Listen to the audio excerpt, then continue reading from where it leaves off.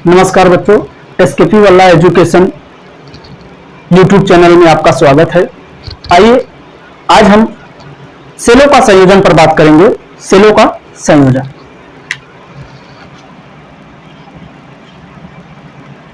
सेलों का संयोजन। दोस्तों, आप लोग रफ कॉपी यानी रफ और पेन लेके आप बैठ जाइए और जैसे भी हम लिखाते चलते वैसे आप लिखते चलिए, या आप वीडियो को अगर कभी देख रहे हैं बाद में तो आप वीडियो को स्किप ना किया करें, आप वीडियो को पूरा देखें तो आपको कंटेंट पूरा समझ में आएगा। चलिए आइए आगे देखते हैं। सेलों का संयोजन दो प्रकार से होता है। सेलों का संयोजन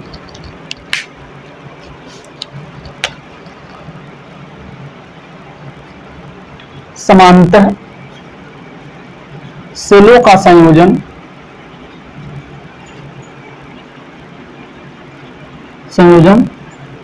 दो प्रकार का होता है। ठीक है, दो प्रकार का होता है। चलिए, दो प्रकार में कौन सा? पहला होता है श्रेणी क्रम। पहला श्रेणी क्रम,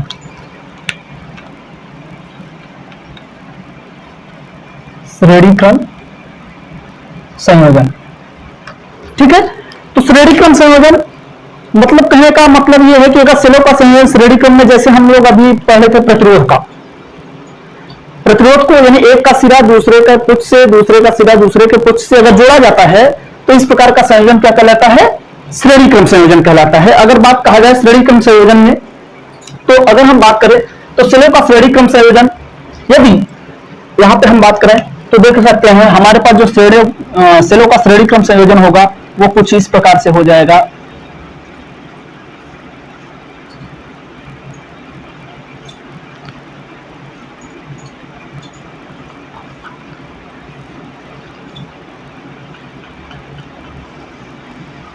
ये हमारे पास ये हो गया E1, ये इसका आंतरिक प्रतिरोध R1, ये हो गया E2, इसका आंतरिक प्रतिरोध E2। या अगर हम मान के चले तो अगर हम सभी को समान मान लें, या ऐसे ना करके अगर हम मान लें, यहां पे हम ऐसे ही चलिए R1 R2 ही मान लेते हैं। अगर हम यहां पे माने E3, यहां पे R3, ये लोड प्रतिरोध R, लोड प्रतिरोध R। तो हमने पढ़ा है, हमने क्या पढ़ा था कि सेलों का संयोजन जो होता है वह क्या होता है कि श्रेणी क्रम में, जैसे हमारे पास प्रतिरोध का नंबर ऑफ प्रतिरोध का काउंटिंग कर लेते हैं, ठीक उसी प्रकार से यदि अगर माना जाए तो ऐसे हम श्रेणी क्रम का संयोजन का चित्र बनाते हैं। अगर यहीं पे हम मान लें क्या, सभी सेलों का समान विद्युत वाहक बल है और इंटरनल प्रतिरोध भी क्या है? समान है, तब लिखेंगे जब समान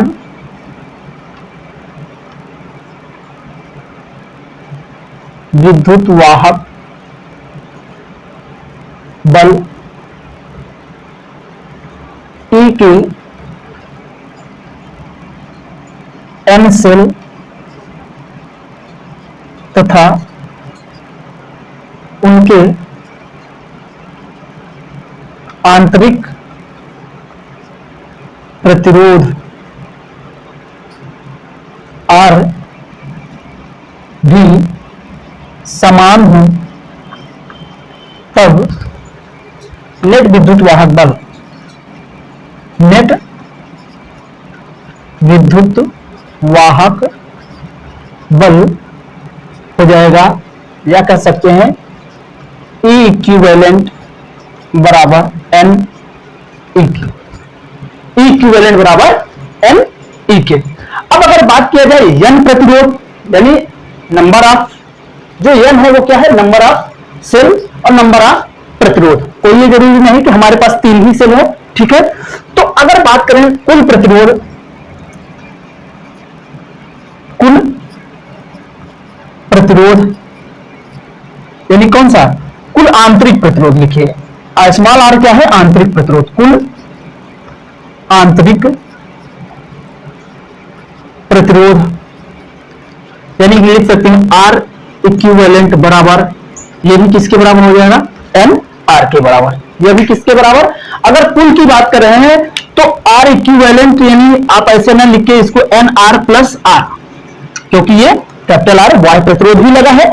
अगर सिर्फ आंतरिक प्रतिरोध की बात करते हैं तो एन आर होता, ठीक है। कुल आंतरिक प्रतिरोध का बात करते हैं आर होता। अगर कुल आंतरिक प्रतिरोध की बात होगी एन आर। अगर कुल प्रतिरोध की बात करते हैं, कुल प्रतिरोध, कुल प्रतिरोध या कुल तुल्य प्रतिरोध, कुल तुल्य प्रतिरोध, यानी अगर कैपिटल में लिख ले आर इक्विवेलेंट बराबर तो क्या हो जाएगा N R plus R, N R plus R. तो हमें यहां पे निकालना है कि कितना धारा प्रवाहित होगा, कितना धारा प्रवाहित होगा कहां पर, लोड प्रतिरोध आर पर, लोड प्रतिरोध आर पर कितना धारा प्रवाहित होगा, हमें यह चीज ज्ञात करना है। तो हम कह सकते हैं कि हमें लोड प्रतिरोध आर पर कितना धारा प्रवाहित हो रहा है, हम मान के चलते हैं यहां से अगर धारा आई आ रही है तो आई इक्वल टू हम जानते हैं क्या होता है, ओम के नियमानुसार आई इक्वल टू होता है V upon R, V upon R, V upon R equivalent. या कह सकते हैं हम यहां पे प्रतिरोध आर पर, कैपिटल आर पर प्रवाहित में प्रवाहित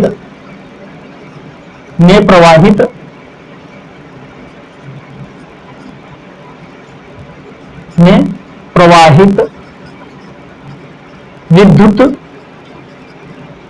धारा I बराबर N E upon N R plus R, ठीक है। हमारे पास क्या हो जाएगा एन ई अपान आर, यानी हम कह सकते हैं इसको कि हमारे पास जो धारा प्रवाहित होगा वो कितना हो जाएगा, ऐसे हम कह सकते हैं, यानी इस पर जो प्रतिरोध आर पर प्रवाहित धारा होगी वो आई इक्वल टू हो जाएगा total N E upon N R plus R के बराबर हो जाएगा, ठीक है। ये हो गया श्रेणी क्रम में। अब बात करते हैं ये किसके लिए था, जब E1 यानी प्रत्येक सेल का विद्युत वाहक बल तथा आंतरिक प्रतिरोध क्या था, समान था, तब के लिए बात थी। अगर क्या होता कि अगर हमारे पास E1, E2, E3 का मान अलग अलग होता और प्रतिरोध, आंतरिक प्रतिरोध का मान भी अलग अलग होता है, तब हम क्या करते, तब यहां पे हम कह सकते थे कि इक्विवेलेंट विद्युत वाहक बल जो होता वो टोटल E इक्विवेलेंट बराबर हम लिखते क्या, E equal to E1 plus E2 plus E3 plus dot dot लिख लेते हैं। क्यों, क्योंकि ये श्रेणी क्रम में है, श्रेणी क्रम में जुड़े सभी सेल, जैसे 1.5 वोल्ट के अगर हमने 3 सेल जोड़ा तो कितने हो जाएंगे, 4.5 वोल्ट। तो इक्विवेलेंट जो हो जाएगा वो सभी सेलों के बीजगणितीय योगफल के बराबर हो जाएगा, ठीक है। तो बीजगणितीय योगफल के बराबर हो जाएगा, यानी हम ऐसे निकाल सकते थे। अभी चलिए ये आप अगर मान के चलिए केस नंबर 1 हो गया। अब इसी पर अगर हम बात करें, एक सवाल की बात कर लेते हैं, चलिए आगे देखते हैं एग्जांपल 1, ठीक है।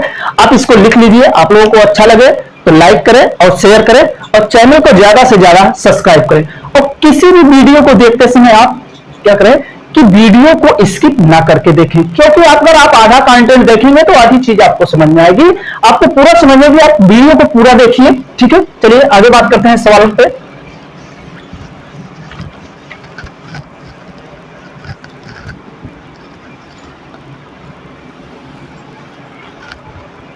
चलिए अगर हम मान लें कि हमारे पास 6 वोल्ट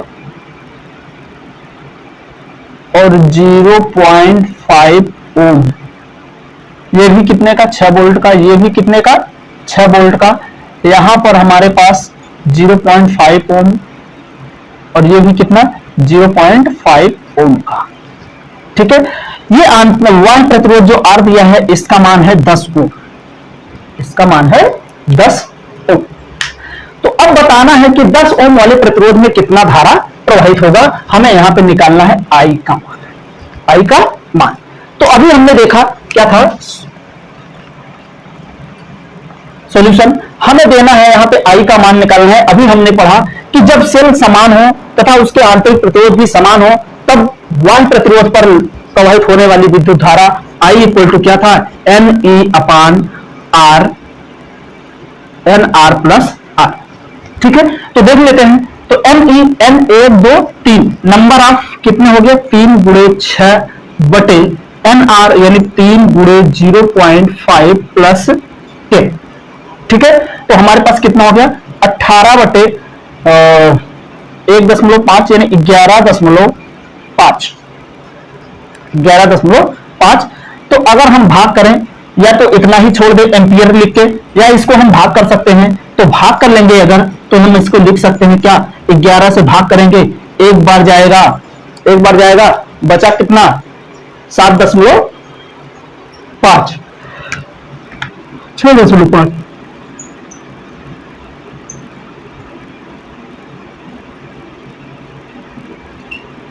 6.5 बचा, यानी नियर अबाउट अगर बात करें तो 1.6 लगभग कितना हो जाएगा 6 नहीं जाएगा या ठीक है नियर अबाउट इतना हो जाएगा। चलिए अब अगर बात किया जाए, या आप यही भी छोड़ सकते हैं, यानी आप इसको नहीं अगर दशमलव जा रहे हैं, वो आपके विकल्प के ऊपर निर्भर करता है कि आप इतना एम्पियर भी लिख सकते हैं एम्पियर, या इसी को लिख सकते हैं 180 बटे 115 एम्पियर, ऐसे भी दिखा सकते हैं, वो हमारे विकल्प के ऊपर निर्भर करता है। चलिए ठीक है, इसी प्रकार से अगर देखा जाए तो इसका दूसरा केस देख लिया जाए श्रेणी क्रम में ही दूसरे प्रकार का, कैसे जब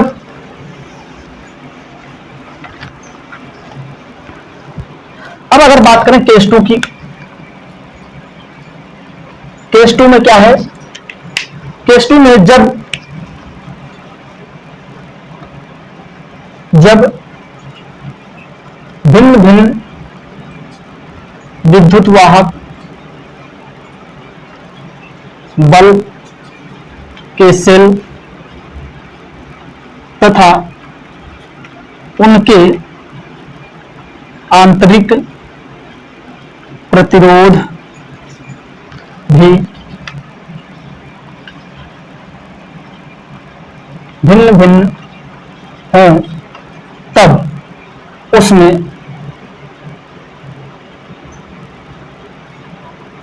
धारा का मान देख लीजिए पुनः वैसे ही बन जाएगा।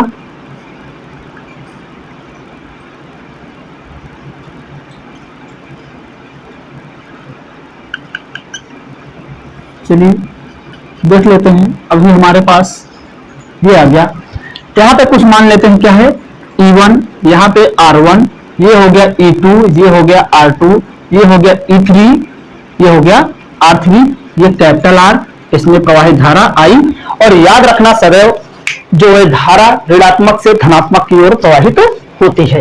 ये आपका बैटरी का ऋणात्मक सिरा होता है, ये धनात्मक होता है, ये ऋणात्मक, ये धनात्मक, ये ऋणात्मक, ये धनात्मक, एक धनात्मक दूसरे का ऋणात्मक इस प्रकार से जुड़ता है तो क्या होता है श्रेणी क्रम होता है। तो अगर यहां पे हम बात कर लें तो कुल विद्युत वाहक बल, कुल विद्युत वाहक बल ईएमएफ यानी E इक्विवेलेंट बराबर हो जाएगा E1 plus E2 plus E3 plus dot dot. अगर बात करें कुल आंतरिक प्रतिरोध, कुल आंतरिक प्रतिरोध स्मॉल r इक्विवेलेंट बराबर हो जाएगा R1 plus R2 plus R3। ठीक है, अगर बात करें परिपथ का कुल प्रतिरोध, परिपथ का कुल प्रतिरोध बराबर हो जाएगा R इक्विवेलेंट प्लस R। ठीक है, R इक्विवेलेंट प्लस R। तो इस प्रकार हम कह सकते हैं परिपथ में बाह्य प्रतिरोध पर, बाह्य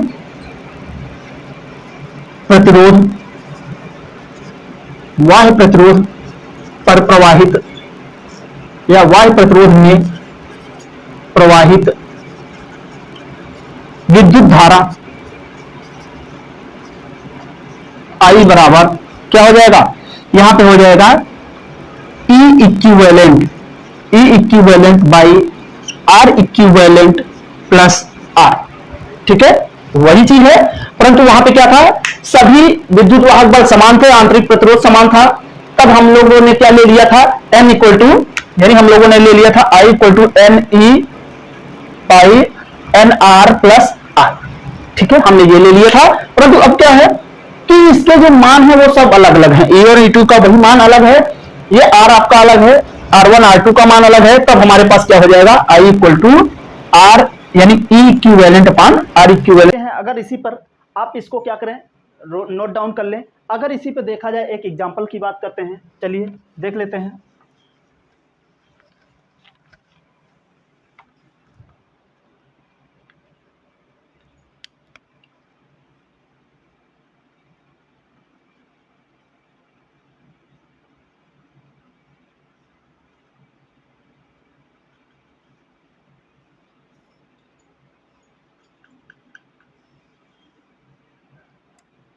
ये 6 वोल्ट 1 ओम, ये 12 वोल्ट 2 ओम, 24 वोल्ट 3 ओम, और ये 10 ओम का। तो अब बताना है कि इसमें प्रवाहित धारा I का मान, प्रवाहित धारा I का मान। तो हम यहाँ पे लिखते हैं E इक्विवेलेंट, E इक्विवेलेंट बराबर क्या हो जाएगा, 6 प्लस 12 प्लस 24, 12 6 18, जोड़ लेंगे 4 2 6, 6 12 का 2, हासिल लगा 1, उसके बाद 2 1 3, 3 1 4, 42 वोल्ट। ठीक है, अब स्मॉल R इक्विवेलेंट निकाल लेंगे तो हमारे पास क्या हो जाएगा, 1 प्लस 2 प्लस 3, 3 3 यानी 6। अब बात करें टोटल, कुल, यानी अगर एक प्रकार से कहें नेट रेजिस्टेंस, नेट रेजिस्टेंस तो 6 प्लस 10 इक्वल टू 16 ओम।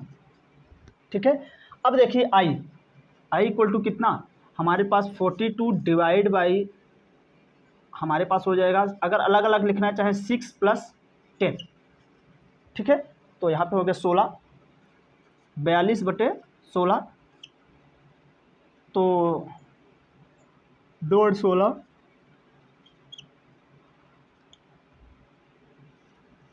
21 बटे 8, या 8 दूनी 16, 5 8 छंग 48, 8 दूनी 16, 8 पंजे 40 एम्पियर। ठीक है, हम कह सकते हैं इस प्रकार से कि इतना एम्पियर हमारे परिपथ में, यानी बाह्य प्रतिरोध पर धारा प्रवाहित हो रही है। चलिए अभी देखते हैं आगे, चलिए इसका समांतर क्रम बात करेंगे। चलिए बच्चों, हम अब बात करते हैं समांतर क्रम का, सेलों का। केस फर्स्ट या सेलों का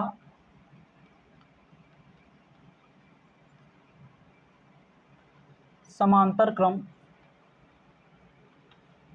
संयोजन। समांतर क्रम संयोजन में आप देखेंगे केस फर्स्ट, केस फर्स्ट में क्या है कि जब दो या दो से अधिक सेलों का विद्युत वाहक बल तथा आंतरिक प्रतिरोध समान हो, तब प्रवाहित धारा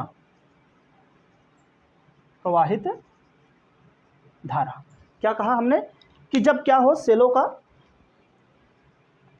तो आइए देख लेते हैं, हमारे पास अगर बात करें चित्र की, तो चलिए देख लेते हैं।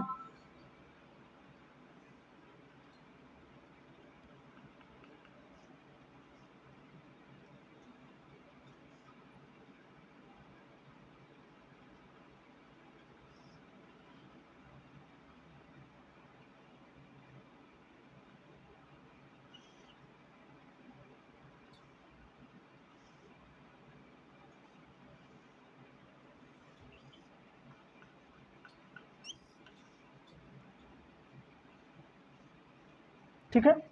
हमारे पास यहाँ पे सेलों का क्या है, विद्युत वाहक बल समान है और प्रतिरोध भी क्या है, आंतरिक प्रतिरोध भी समान है।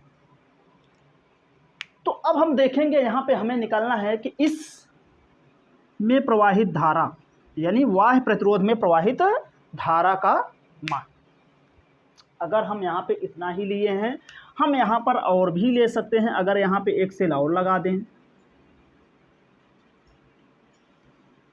चलिए ये भी, इसका भी मान ई है, इसका भी मान आर है, ठीक है। तो याद रखना कि यदि सेलों के समांतर क्रम, हमने प्रतिरोधों में पढ़ा था समांतर क्रम में लगे विभवांतर, प्रत्येक प्रतिरोध पर विभवांतर का मान समान होता है तथा विद्युत धारा का मान अलग अलग होता है। तो इसी प्रकार से इसमें होता है सेलों के संयोजन में। अगर इक्विवेलेंट सेल की बात करेंगे तो वह किसके बराबर होगा, ई के बराबर होगा। चलिए आइए बात करते हैं तुल्य या नेट विद्युत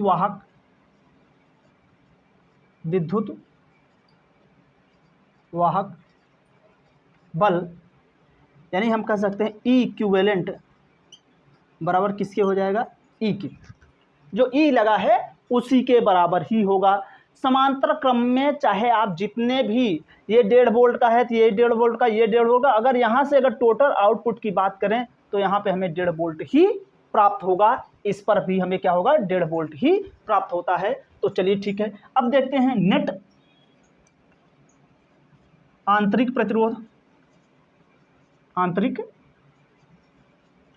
प्रतिरोध यानी आर इक्विवेलेंट। तो यहाँ पे हम देख रहे हैं ये आर, ये जो आर और आर है ये किस में है, समांतर क्रम में है। तो हम यहाँ पे लिख सकते हैं 1/r इक्विवेलेंट बराबर 1/r plus 1/r plus 1/r। अगर यहाँ पे नंबर ऑफ n की बात करेंगे तो और कुछ हो जाएगा। तो यहाँ पे हम देखेंगे तो लिखना होगा, तो हम क्या लिख सकते हैं, हमारे पास हो जाएगा आर एलसीएम हो जाएगा 3r, यानी हम यहाँ पे दिखा सकते हैं आर इक्विवेलेंट।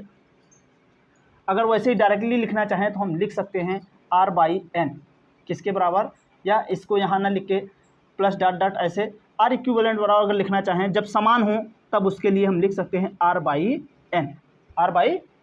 अगर आपको नहीं आ रहा तो यहाँ पे देख लीजिए ये कितना हो जाएगा 3/r, परंतु r इक्वल टू क्या हो जाएगा हमारे पास, हम लिख सकते हैं r इक्विवेलेंट बराबर, हम यहाँ पे लिखेंगे r/3, जहाँ 3 क्या है, नंबर ऑफ r, ठीक है, जहाँ 3 क्या है, नंबर ऑफ r। तो कितने r लगे हैं, स्मॉल r 3 लगे हैं, ठीक है। तो इसी को हम शॉर्टकट में दिखाना चाहते तो हम लिख सकते थे क्या, कि हम यहाँ पे दिखा सकते थे r/n, ठीक है। अब अगर बात करें तो अब अगर हमारे पास जो होता है विद्युत धारा I, अगर और हम बात करें तो विद्युत धारा I इक्वल टू कुल विद्युत वाहक बल या नेट विद्युत वाहक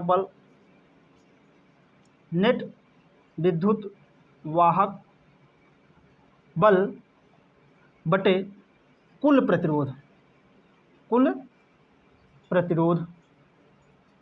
तो आइए यहाँ देख लेते हैं, I इक्वल टू क्या है, E हो गया अपान हमारे पास क्या हो जाएगा, r/n के रूप में अगर हम लिखना चाहें तो लिख सकते हैं r/n प्लस r। हमारे पास जो हो जाएगा फार्मूला वो क्या हो जाएगा, ये हो, ठीक है।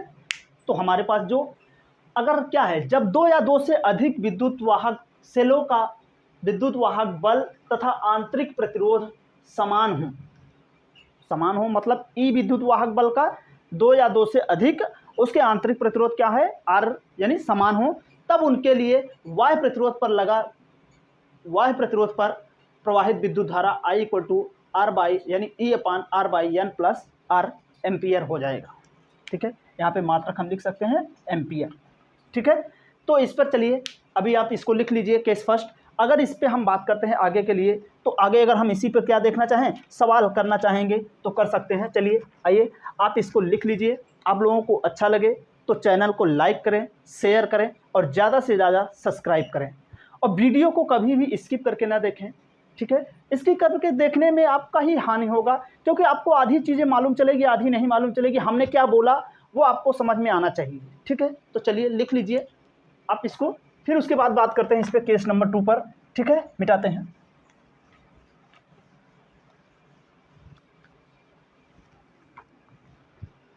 चलिए, अगर यहीं पे हम सवाल को ले लेते, क्या ये E इक्वल टू 6 वोल्ट 0.5 या 0.5 ना लेकर 1 ले लेते हैं, 1 ओम 6 वोल्ट 1 ओम और 6 वोल्ट, ठीक है। और ये आंतरिक प्रतिरोध को हम ले लेते हैं 5 वोल्ट 5 ओम 5 ओम। तब देखिए, अब हमारे पास, चलिए आइए यहाँ पे देखते हैं सॉल्व। तो हमारे पास क्या हो जाएगा, हम जानते हैं कि हमारे पास क्या है, 6 वोल्ट का है, तो हमारे पास इक्विवेलेंट E इक्विवेलेंट बराबर कितना, 6 वोल्ट। और R इक्विवेलेंट बराबर क्या था, R बाई एन के। तो R बाई एन यानी कह सकते हैं R बाई एन यानी 1/3 के, L कितने, नंबर ऑफ 3। ऐसे नहीं समझ में आता तो हम यहाँ पे लिख सकते हैं 1/R इक्विवेलेंट बराबर 1/R1 plus 1/R2 plus 1/R3, यानी क्या है 1/1 प्लस 1/1 प्लस 1/1, यानी क्या हो जाएगा, 1 LCM हो जाएगा, 3/1 हो जाएगा 1/R इक्विवेलेंट।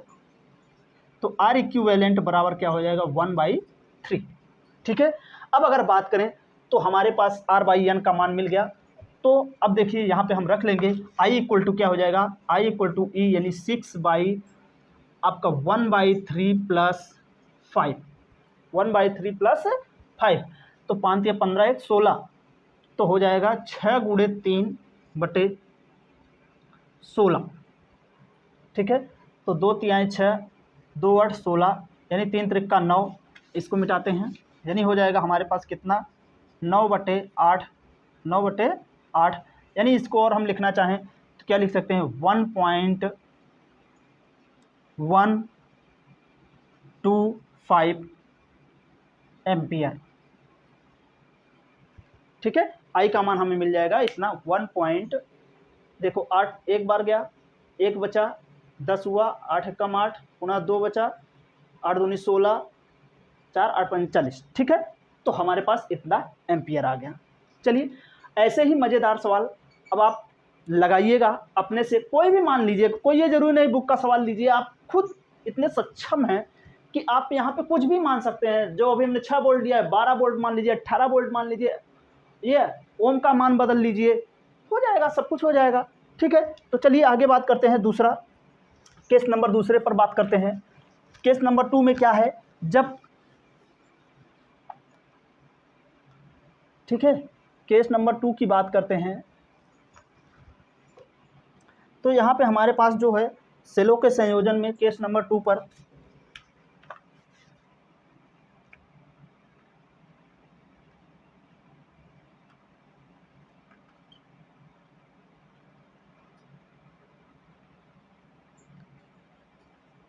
जब सेलों के समांतर क्रम संयोजन में विद्युत वाहक बल भिन्न भिन्न हों तथा उनके प्रतिरोध, उनके आंतरिक प्रतिरोध भी भिन्न भिन्न हो, तब नंबर 2 में जब सेलों का समांतर क्रम संयोजन में विद्युत वाहक बल भिन्न भिन्न हो तथा उनके आंतरिक प्रतिरोध भी क्या हो, भिन्न भिन्न हो, तब क्या होता है, हमारे पास हो जाएगा, अगर यहाँ पे हम मान लें क्या, E1 और यहाँ पर E2 और यहाँ पर E3, आंतरिक प्रतिरोध R1, आंतरिक प्रतिरोध R2, आंतरिक प्रतिरोध R3 और यहाँ पे कैपिटल R। तब हमारे पास क्या हो जाएगा, हम कह सकते हैं कि जो हमारे पास ई इक्विवेलेंट है, ई इक्विवेलेंट, अगर यहीं पे हम क्या करें ई इक्विवेलेंट निकाल लें तो हमारे पास हो जाएगा विद्युत वाहक बल ई का तुल्य प्रतिरोध। देखिए नेट विद्युत वाहक बल ई इक्विवेलेंट बराबर हो जाएगा E1 प्लस E2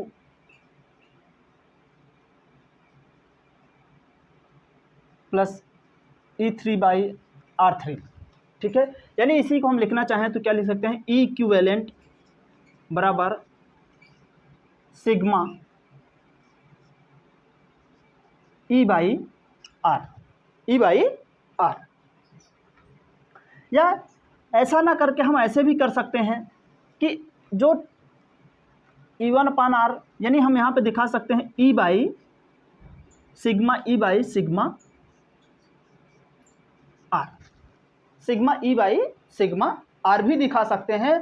और कुल प्रतिरोध की बात करें, अगर हम कुल प्रतिरोध की बात करें तो हमारे पास ये आर और इनका इक्विवेलेंट, तो हम यहाँ पे दिखा सकते हैं कुल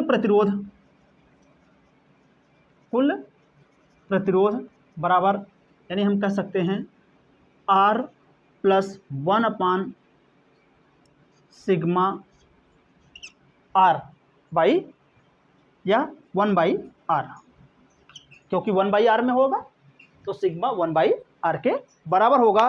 तो इस प्रकार से अगर हम कहा जाए कि कुल विद्युत धारा, परिपथ में प्रवाहित विद्युत धारा या बाह्य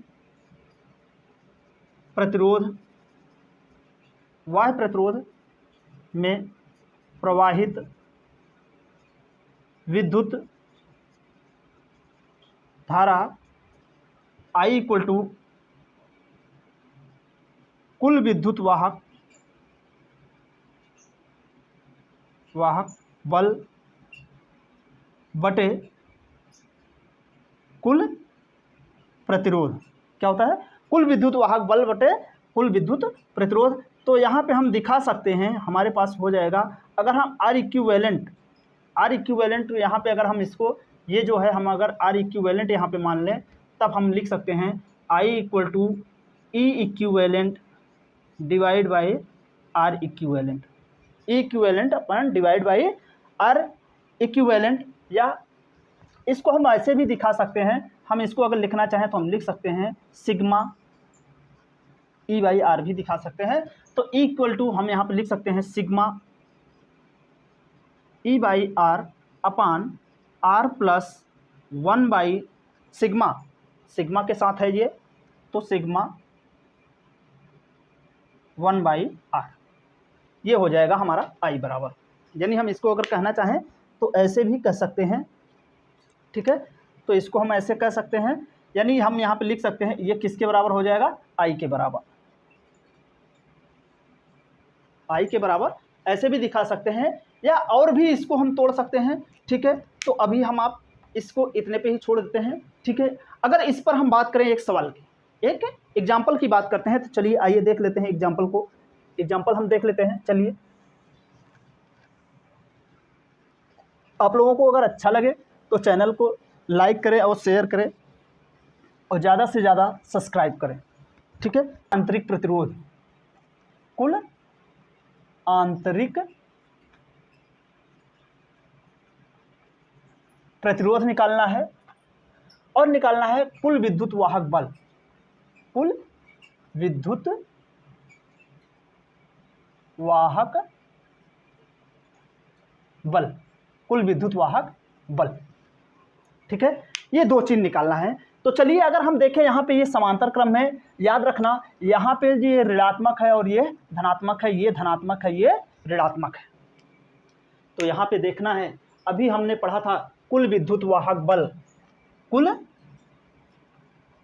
विद्युत वाहक बल क्या था, E1/R1 प्लस E2/R2। परंतु यहाँ पे देखना ये क्या है, ऋणात्मक है, इसका धारा इधर जा रहा है, इसमें धारा प्रवाहित इधर हो रही, इसमें धारा प्रवाहित इधर हो रही है, यानी एक दूसरे के विपरीत है, यानी क्या हो जाएगा, यहाँ पे माइनस का साइन लग जाएगा। अगर हम उसकी बात करें तो लिख सकते हैं 10/2 माइनस का 4/2।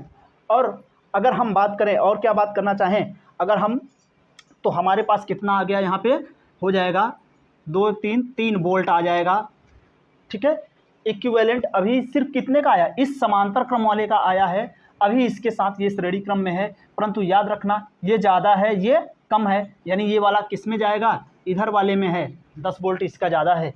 ठीक है, तो चलिए अगर हम बात करें आर इक्विवेलेंट, तब अब हम अगर इक्विवेलेंट बराबर यहाँ पे ऐसे है और इसका बटा ई इक्विवेलेंट बराबर, और हम यहाँ पे ऐसे भी कर सकते हैं E/1/2 प्लस 1/2, क्योंकि E = V/R, यानी विभवांतर बटे प्रतिरोध के बराबर होगा। तो यानी अगर यहाँ से हम निकालेंगे तो कितना आएगा, ये तब भी 3 वोल्ट ही आएगा, तब भी कितना आएगा, 3 वोल्ट ही आएगा। अगर हम बात करें R इक्विवेलेंट 1/R इक्विवेलेंट की बात करें तो 1/2 प्लस 1/2, ठीक है, 1/2 प्लस 1/2, तो यहाँ पे अगर हो जाए कितना 1, और प्लस इसके साथ ये श्रेणी क्रम में, तो प्लस का 1 और हो जाएगा, यानी अभी सिर्फ किसका है, समांतर क्रम का, समांतर क्रम वाले के, फिर श्रेणी के साथ, तो ये कितना हो गया 1 ओम। तो अब हमारे पास जो चित्र बचा वो क्या बचा, अब हमारे पास चित्र बचा है ये ऐसा और ऐसा। अब हमारे पास ये 6 वोल्ट 1 ओम, और ये 3 वोल्ट और ये 1 ओम। अब हमारे पास चित्र इतना बचा है, इसको तोड़ने के बाद यहाँ पे हमें मिल गया 3 वोल्ट। ठीक है, अब इसको हल करेंगे तो ये किस में है, श्रेणी क्रम में, देख रहे हैं एक धनात्मक है, यानी ये ऋण, यानी क्या है, विपरीत धाराएं जा रही हैं, ये इधर जा रहा है, ये इधर जा रहा है, तो 6 - 3 = 3 वोल्ट क्या हो गया, ई इक्विवेलेंट आ गया ओवरऑल 3 वोल्ट। ठीक है, अगर यहाँ पे बात करें आर इक्विवेलेंट तो क्या हो, 1 + 1 यानी 2 ओम। आंसर यहाँ पे हम लिख सकते हैं कुल आंतरिक प्रतिरोध 2 ओम, और यहाँ पे कुल विद्युत वाहक बल किसके बराबर, 3 वोल्ट के बराबर। ठीक है, तो आप लोगों को अगर सवाल टॉपिक अच्छा लगे तो आप हमारे चैनल को ज़्यादा से ज़्यादा अपने दोस्तों को शेयर करें, लाइक करें और सब्सक्राइब करें। ये टीजीटी, पीजीटी और नीट और आपका 12th के लिए है। ठीक है, तो आप चैनल को ज़्यादा से ज़्यादा सब्सक्राइब करें और अपने दोस्तों को भी शेयर करें।